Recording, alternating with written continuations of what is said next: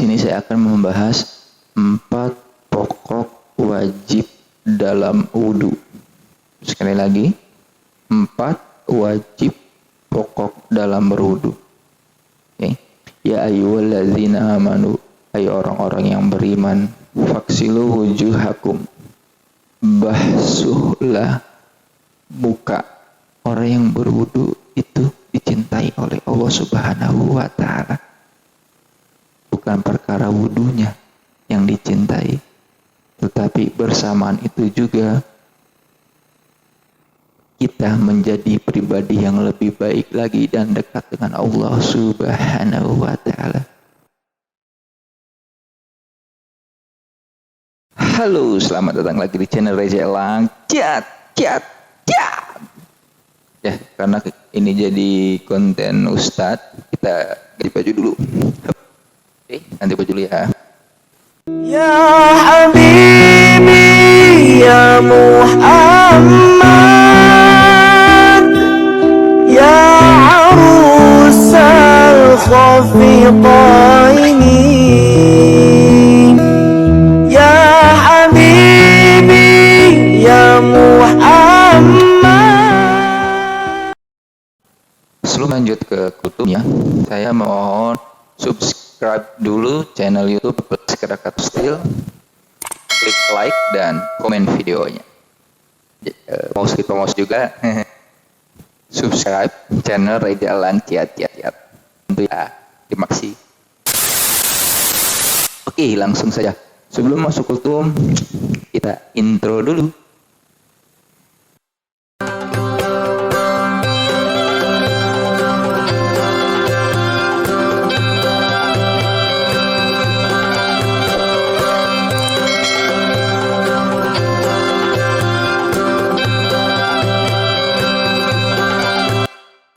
Bismillahirrahmanirrahim. Assalamualaikum warahmatullahi wabarakatuh. Alhamdulillahi rabbil alamin. Nahmaduhu wa nasta'inuhu wa nastaghfiruh wa na'udzu billahi min syururi anfusina wa min sayyiati a'malina. Ma yahdihillahu fala hadiyallah, asyhadu an la ilaha illallah wahdahu la syarikalah, wa asyhadu anna Muhammadan abduhu wa rasuluh, la nabiyya wa la rasulla ba'dah. Pertama-tama marilah kita senantiasa bersyukur kepada Allah Subhanahu wa ta'ala, karena nikmat rahmat, nikmat sehat, nikmat iman, kita dapat dikumpulkan dalam keadaan sehat. Tak lupa salawat serta salam kita haturkan kepada junjungan Nabi kita, Nabi Muhammad Sallallahu Alaihi Wasallam. Semoga kita semua menjadi golongan yang akan mendapatkan syafaatnya kelak. Amin amin ya rabbal alamin. Di sini saya akan membahas 4 pokok wajib dalam wudu. Sekali lagi, 4 wajib pokok dalam berwudu. Okay. Yang akan jadi catatan adalah jika ingin menyempurnakan sholatnya, maka perbaiki dulu wudunya. Jadi jika ada seseorang yang wudunya benar, maka sholatnya akan benar. Tetapi jika ada seseorang yang wudunya salah, maka akan terjadi tidak sempurnanya sholat itu. Okay. Nabi mengajar kita dalam berwudu yang ada di surat Al-Quran, surat ke-5 ayat ke-6. Itu tentang wudu, itu bunyinya Bismillahirrahmanirrahim. Ya ayyuhalladzina amanu, hai orang-orang yang beriman, idza kuntum ila sholati, jika ingin melaksanakan sholat, faghsilu wujuhakum, berwudulah, basuhlah mukanya. Oke. Surat ke-5 ayat ke-6 ini adalah akan menjadi bahan pokok dalam materi kita. Kita bahas satu-satu. Yang pertama adalah faksilu wujuhakum, basuhlah muka atau wajah, basuhlah wajah. Dalam Quran itu bahasanya adalah gosalah. Gosalah itu adalah artinya seperti ini: ambil air dari keran, ambil air yang lewat keran kayak gitu, ambil airnya, lalu tumpahkan kepada bagian yang akan dibasuh, yaitu muka. Ambil airnya, tumpahkan ke muka, seperti itu. Dan fungsi dari telunjuk ini untuk kanan kiri itu dibersihkan untuk kelopak matanya, dan jempol kanan kiri ini untuk membersihkan belakang telinga ini. Dan batasannya adalah batasan wajahnya, adalah batas wajah yang harus dibasuh itu mulai tumbuhnya rambut sampai teling ini paku yang ada telinga sampai wajah dagu. Itu batas wajah yang harus dibasuh. Gosalah, basuh, ambil air, tumpahkan ke wajah. Sifat dasar wudhu itu air. Sifat dasar wudhu air itu ada 3. Yang pertama pakai air keran, yang kedua pakai gayung, yang ketiga sungai yang mengalir. Tapi yang harus jadi catatan adalah poin kedua dan poin ketiga. Yang pertama gayung. Untuk teman-teman bapak dan ibu yang sering bangun malam untuk melaksanakan sholat tahajud, disarankan jangan mengambil air gayung, jangan mengambil gayung yang ada di bak air atau di ember, jangan langsung mengambilnya.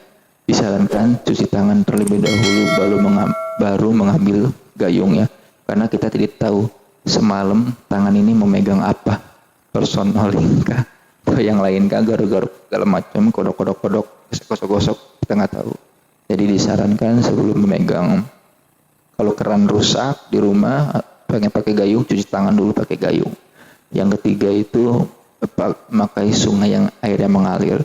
Pada zaman yang sekarang, sungai itu tidak semuanya bersih. Jadi jangan pakai air sungai yang alirannya bekas MCK atau cuci baju atau hewan-hewan kayak kerbau, sapi mandi di sungai itu. Jangan pakai. Jadi air sungai yang dimaksud adalah air yang ada di pegunungan mengalir dan bersih. Itu boleh, itu sah. Jadi itu yang pertama ya, faksil wujuhakum. Kedua adalah wa aydiyakum ilal marafiq. Wa aydiyakum ilal marafiq. Basuhlah lengan dari telapak tangan sampai ke siku. Ingat, yang kedua ini sering terjadi pada setiap orang dan saya pernah melihatnya. Contoh, yang arti yang kedua itu wa aydiyakum ilal marafiq itu adalah dalam Qur'annya sama dengan yang pertama, yaitu gosalah, ambillah air, tumpahkan ke bagian yang akan diusap. Jadi contohnya gini, air keran, ambil, usapkan dari telapak tangan sampai siku, ya, ini sampai ke siku. Oke, diusap, diambil lagi, tumpahkan dari telapak tangan, siku, celah-celah dibersihkan, ambil lagi, ulangi yang sama sampai ketiga kali. Oke. Di sini banyak yang sering salah. Agar semua diperbaiki, karena ada beberapa yang seperti ini, mohon maaf, yang wudhunya air keran dinyalakan, gosok, selesai. Atau nyalakan tanpa digosok, hitung lagi gini, 1, 2, 3. Nah, kalau ada yang masih wudhu seperti itu pasti wudhunya salah dan sholatnya tidak sempurna. Oke, jadi harus diperbaiki. Wa aydiyakum ilal marafiq, ambil airnya, tumpahkan ke bagian yang akan dibasuh dari telapak tangan sampai siku. Oke. Ada beberapa hadis Muslim mengatakan dalam wudhu poin 2 ini wa aydiyakum ilal marafiq bersamaan dengan jatuhnya air wudhu yang dibasuh dari telapak tangan ke siku, maka jatuh pula kotoran-kotoran dan dosa yang melekat pada tangan. Itu akan jatuh bersama dengan air wudhu. Subhanallah. Yang ketiga adalah wamsahu birusikum, artinya usaplah kepala. Ini berbeda dengan poin 1 dan poin 2. Poin 1, gosalah, ambil air, tumpahkan, gosalah, ambil air, tumpahkan.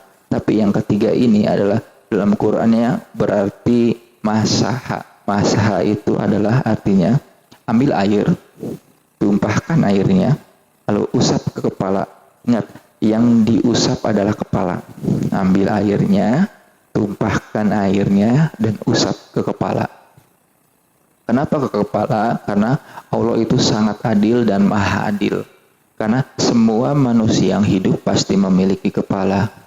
Dan tidak semua manusia yang hidup itu memiliki rambut.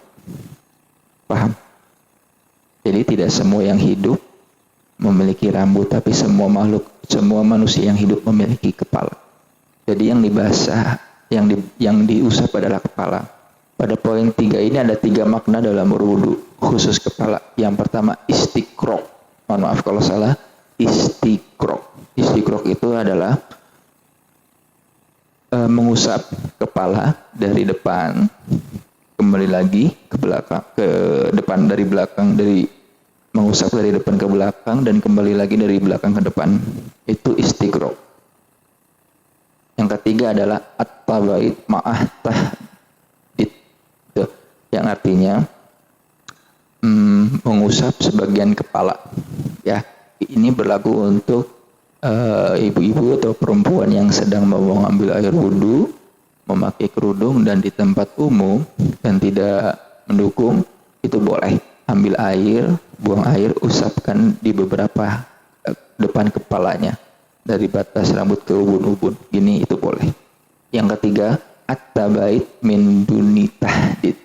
Artinya boleh mengusap bagian kepala hanya di beberapa bagian saja.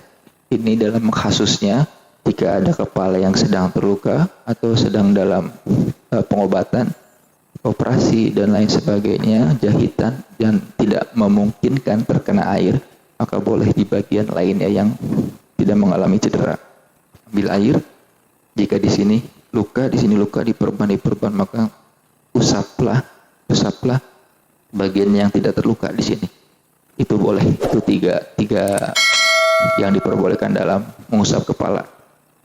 Jadi untuk kedepannya, jika ada laki-laki yang di tempat kerjanya rapi, rambutnya pakai minyak rambut, pakai pomade, pakai minyak jelantah, atau pakai minyak urut, pakai minyak goreng dan lain-lain, lalu mengambil air wudhu pada bagian mengusap kepala, tapi yang diusap adalah rambutnya. Ucak-ucuk, itu salah. Itu tidak sah wudhunya, harus diulang. Ya, jadi harus diulang. Bukan rambut yang dibasuh, tapi kepala, bagian kepala. Oke. Poin yang keempat adalah kaki. Kaki ini semua orang bisa mengerjakan dan hampir semua benar, tapi ada beberapa yang salah. Jadi pada kaki itu sela-sela kaki harus dibersihkan sampai ke mata kaki sampai 3 kali. Bukannya seperti ini, nyalain keran gitu selesai, tapi harus diusap juga sambil dibersihkan menggunakan tangan, mohon maaf. Itu ya. Dalam Quran wudu itu disebut toharo, ya. Jadi toharo itu artinya, jadi jika orang itu wudunya benar gitu, maka fungsi-fungsi bagian tubuhnya juga akan ikut bersih, ya. Jadi semua kotoran yang menempel di tubuh fisik kita, bukan hanya kotoran saja yang akan hilang, tapi di dalam fisik kita pun akan ikut suci. Itu jika orang-orang yang melakukan wudunya dengan benar dan bersih. Itu makanya kenapa kata Nabi, orang-orang yang wudunya benar dan bersih bersama dengan kotoran-kotoran yang menempel di fisiknya itu akan hilang dan fisiknya kita akan suci. Itu tentang 4 rakaat wajib wudu. Kita lihat doa setelah wudu. Bismillahirrahmanirrahim. Asyhadu an la ilaha illallah wahdahu la syarikalah wa asyhadu anna Muhammadar abduhu wa rasuluh. Allahumma ij'alni minat tawwabina waj'alni minal mutatahhirin waj'alni min ibadika sholihin. Oke, kita bahas tiga doa barusan tadi. berkaitannya dengan wudu harus bersih dan benar. Yang pertama, Allahumma ja'alni minat tawabina. Jadi setelah berwudu itu kita bertobat. Artinya adalah saat kita melakukan wudu dari mulut sampai kaki itu harus sudah bersih. Pada saat kumur-kumur maka lisan kita yang kotor ini akan menjadi bersih. Lisan-lisan yang sebelum wudu itu menggunakan lisan-lisan yang kotor, maka setelah berwudu itu akan kotoran-kotoran lisan kita akan keluar. Ingat, taubat. Taubat itu artinya menyesali kesalahan, mengakui kesalahan, dan memperbaiki kesalahan itu dengan hal-hal yang baik. Contohnya lisan. Lisan kita. Coba ingat-ingat. Lisan kita ini pernah berbuat salah apa kepada ibu kita sampai ibu kita menangis? Salah apa lisan kita ini kepada ayah yang sudah kecewa dengan kata-kata kotor kita ini? Lisan kita ini udah bicara kotor apa kepada tetangga sehingga tetangga kita ini menjauhi kita, tetangga depan, belakang, kiri, kanan. Dan harus ingat-ingat lidah ini, ucapan ini, lisan ini pernah ngomongin apa kepada rekan kerja kita sehingga rekan kerja kita itu hilang respect kepada kita. Itu harus diingat-ingat. Jadi pada saat berwudu, kumur-kumur, pada saat dibuang, lisan-lisan kotor itu terbuang juga dengan air yang kita buang wudu tadi. Karena doa setelah wudu itu, Allahumma ja'alni minat taubina. Jadikan hamba